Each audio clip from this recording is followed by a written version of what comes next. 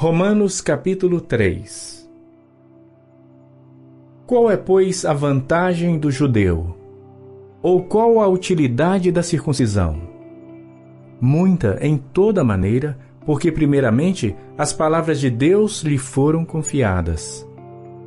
Pois que, se alguns foram incrédulos, a sua incredulidade aniquilará a fidelidade de Deus? De maneira nenhuma. Sempre seja Deus verdadeiro e todo homem mentiroso, como está escrito, para que sejas justificado em tuas palavras e venças quando fores julgado. E se a nossa injustiça for causa da justiça de Deus, que diremos? Porventura será Deus injusto, trazendo ira sobre nós? Falo como homem. De maneira nenhuma. De outro modo, como julgará Deus o mundo? Mas se pela minha mentira abundou mais a verdade de Deus para a glória sua, por que sou eu ainda julgado também como pecador? E por que não dizemos como somos blasfemados e como alguns dizem que dizemos, façamos males para que venham bens? A condenação desses é justa. Pois que somos nós mais excelentes? De maneira nenhuma, pois já dantes demonstramos que tanto judeus como gregos, todos estão debaixo do pecado. Como está escrito, não há um justo, nenhum sequer. Não há ninguém que entenda, não há ninguém que busque a Deus. Todos se extraviaram e juntamente se fizeram inúteis. Não há quem faça o bem, não há nenhum só. A sua garganta é um sepulcro aberto. Com as suas línguas tratam enganosamente. Peçonha de áspides está debaixo de seus lábios, cuja boca está cheia de maldição e amargura. Os seus pés são ligeiros para derramar sangue. Em seus caminhos há destruição e miséria. E não conheceram o caminho da paz. Não há temor de Deus diante de seus olhos. Ora, nós sabemos que tudo o que a lei diz, aos que estão debaixo da lei o diz, para que toda boca esteja fechada e todo mundo seja condenável diante de Deus. Por isso, nenhuma carne será justificada diante dele pelas obras da lei, porque pela lei vem o conhecimento do pecado. Mas agora se manifestou sem a lei a justiça de Deus, tendo o testemunho da lei e dos profetas. Isto é, a justiça de Deus pela fé em Jesus Cristo, para todos e sobre todos os que creem, porque não há diferença.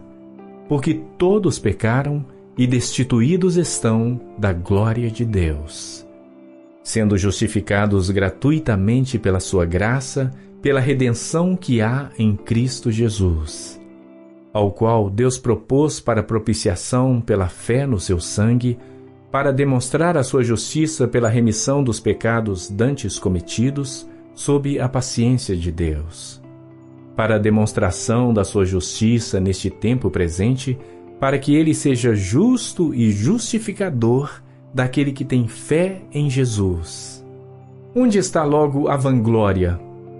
É excluída. Por qual lei? Das obras? Não, mas pela lei da fé. Concluímos, pois, que o homem é justificado pela fé, sem as obras da lei. É porventura Deus somente dos judeus? E não é também dos gentios?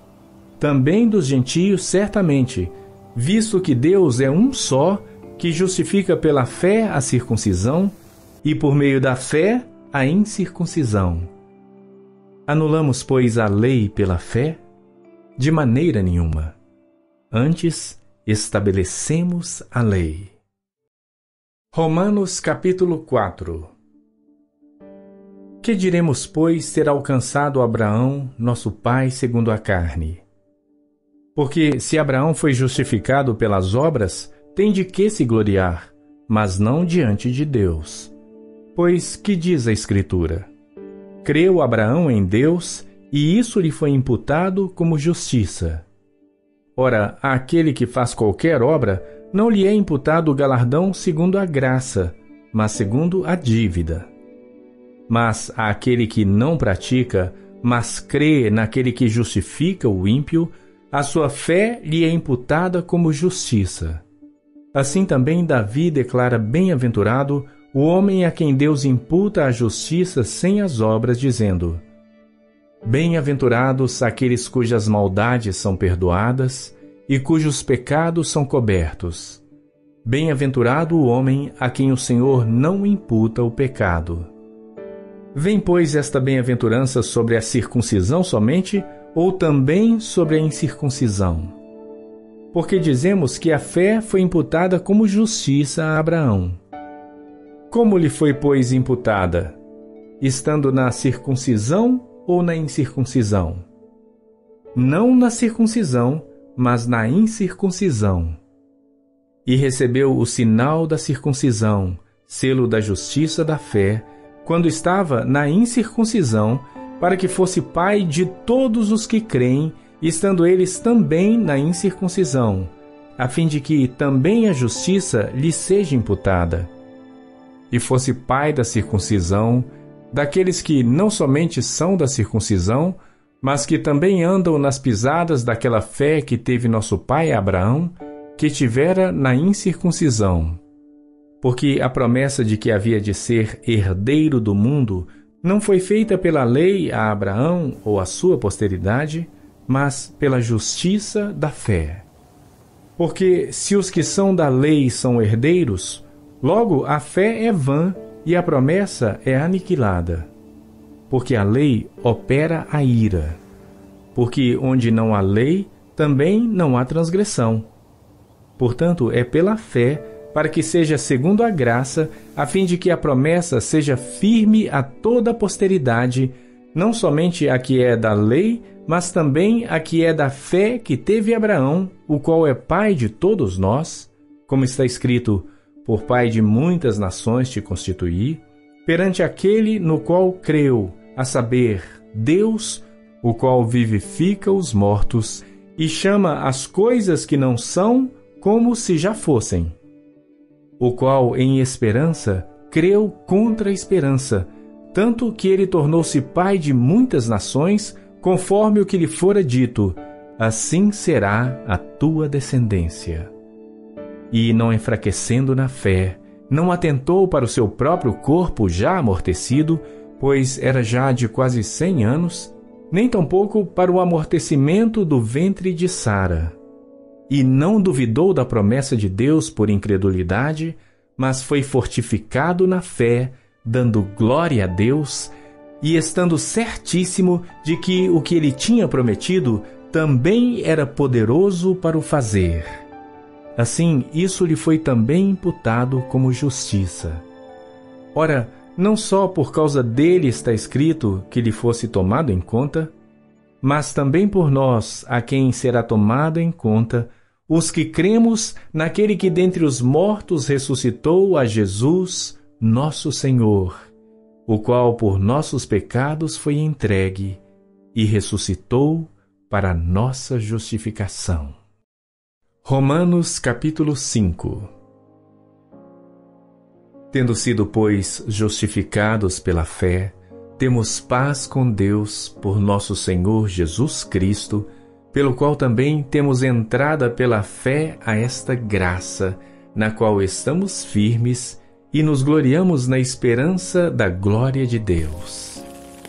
E não somente isto, mas também nos gloriamos nas tribulações, sabendo que a tribulação produz a paciência, e a paciência a experiência, e a experiência a esperança. E a esperança não traz confusão, porquanto o amor de Deus está derramado em nossos corações pelo Espírito Santo que nos foi dado. Porque Cristo, estando nós ainda fracos, morreu a seu tempo pelos ímpios. Porque apenas alguém morrerá por um justo, pois poderá ser que, pelo bom, alguém ouse morrer. Mas Deus prova o seu amor para conosco, em que Cristo morreu por nós, sendo nós ainda pecadores. Logo, muito mais agora, tendo sido justificados pelo seu sangue, seremos por ele salvos da ira. Porque se nós, sendo inimigos, fomos reconciliados com Deus pela morte de seu Filho, muito mais, tendo sido já reconciliados, seremos salvos pela sua vida. E não somente isto, mas também nos gloriamos em Deus por nosso Senhor Jesus Cristo, pelo qual agora alcançamos a reconciliação. Portanto, como por um homem entrou o pecado no mundo, e pelo pecado a morte, assim também a morte passou a todos os homens, por isso que todos pecaram. Porque até a lei estava o pecado no mundo, mas o pecado não é imputado não havendo lei. No entanto, a morte reinou desde Adão até Moisés, até sobre aqueles que não tinham pecado à semelhança da transgressão de Adão, o qual é a figura daquele que havia de vir. Mas não é assim o dom gratuito como a ofensa, porque se pela ofensa de um morreram muitos, muito mais a graça de Deus e o dom pela graça que é de um só homem, Jesus Cristo, abundou sobre muitos. E não foi assim o dom como a ofensa, por um só que pecou. Porque o juízo veio de uma só ofensa, na verdade, para condenação. Mas o dom gratuito veio de muitas ofensas para justificação. Porque se pela ofensa de um só a morte reinou por esse, muito mais os que recebem a abundância da graça e do dom da justiça reinarão em vida por um só, Jesus Cristo. Pois assim como por uma só ofensa veio juízo sobre todos os homens para condenação, assim também por um só ato de justiça veio a graça sobre todos os homens para justificação de vida. Porque, como pela desobediência de um só homem, muitos foram feitos pecadores, assim, pela obediência de um, muitos serão feitos justos.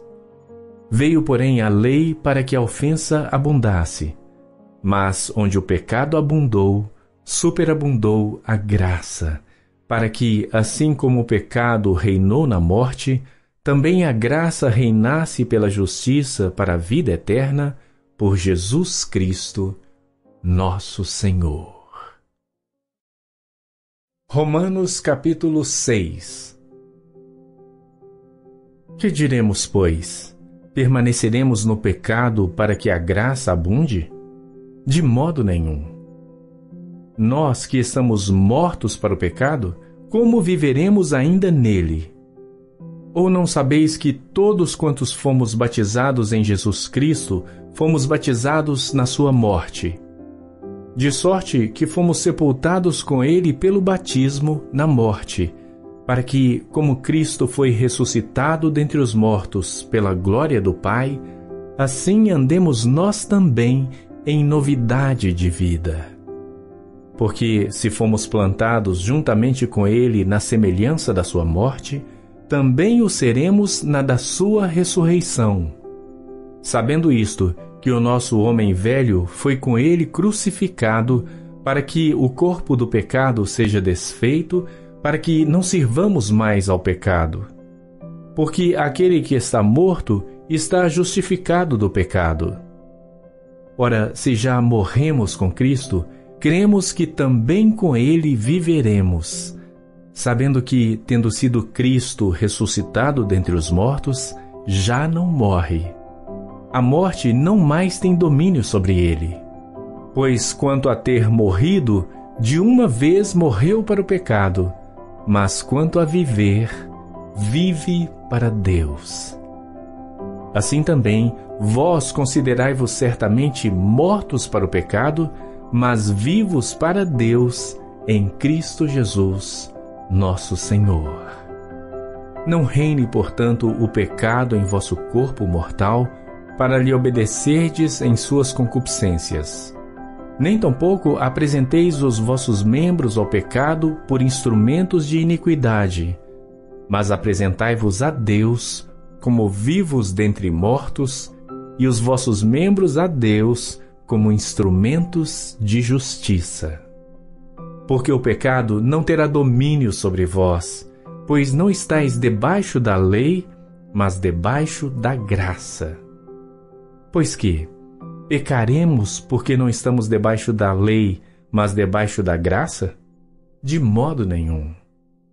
Não sabeis vós que a quem vos apresentardes por servos para lhe obedecer, sois servos daquele a quem obedeceis, ou do pecado para a morte, ou da obediência para a justiça?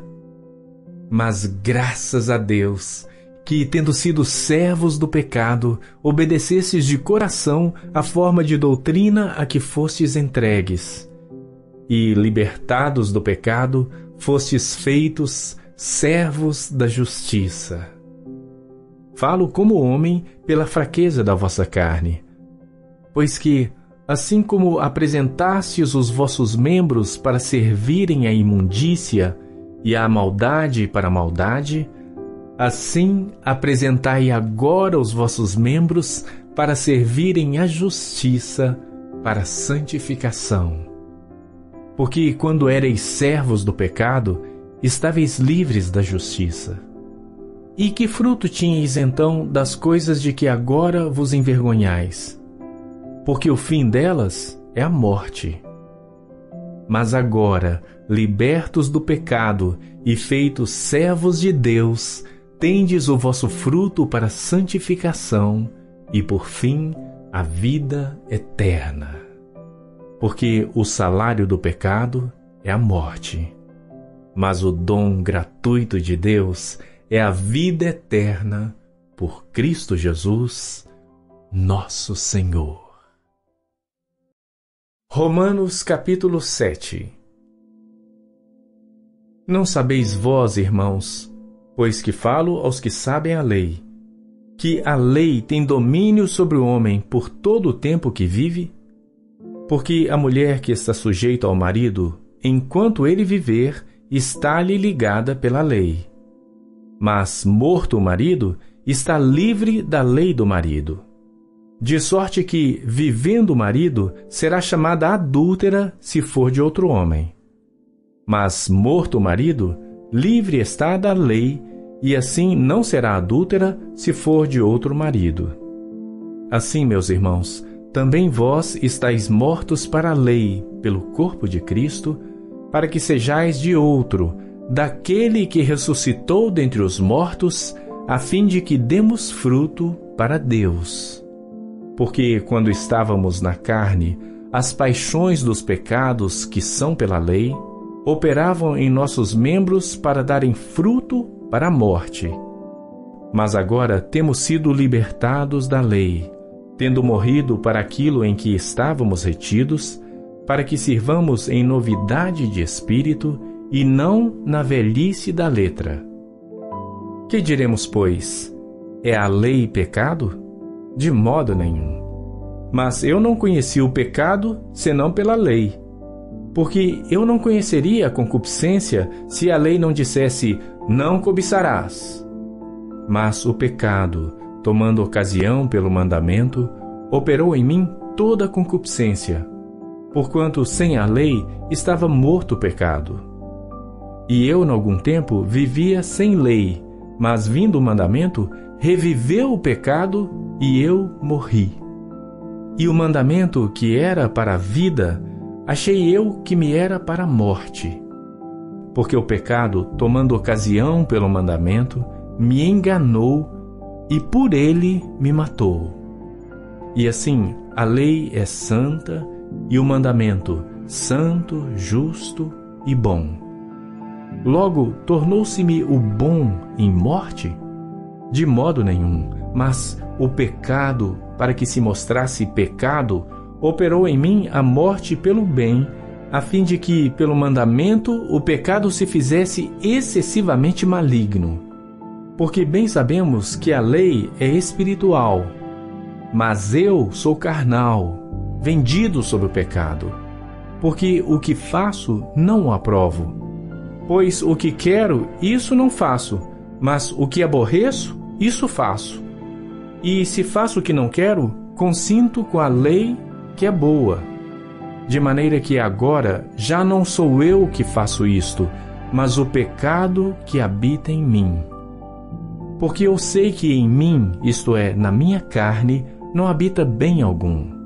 E com efeito, o querer está em mim, mas não consigo realizar o bem. Porque não faço o bem que quero, mas o mal que não quero, esse faço. Ora, se eu faço o que não quero, já o não faço eu, mas o pecado que habita em mim.